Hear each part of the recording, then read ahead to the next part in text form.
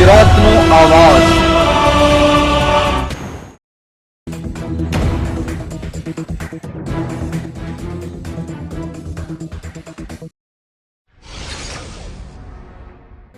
ભરૂચ જિલ્લાના આમોદ નજીક ડાડર નદીમાં યુવકે ઝંપલાવી જંબુસર આમોદ વચ્ચે આવેલી નદીમાં કૂદી પડ્યા બાદ યુવક પાણીના પ્રવાહમાં તણાયો। એસડીઆરએફને જાણ કરવામાં આવી।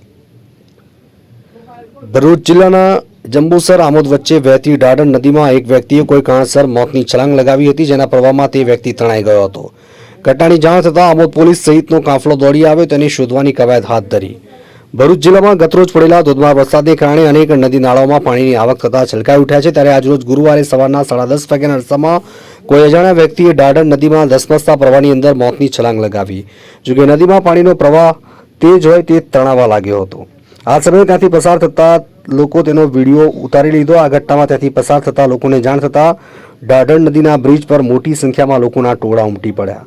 ઘટનાની જાણ સ્થાનિકોએ આમોદ પોલીસ મથકમાં કરતા પીએસઆઈ રાજેન્દ્રસિંહ અસવાર સહિત પોલીસ સ્ટાફ ઘટના સ્થળે દોડી આવ્યો। નદીમાં કૂદેલા વ્યક્તિને શોધવાની કવાયત હાથ ધરી।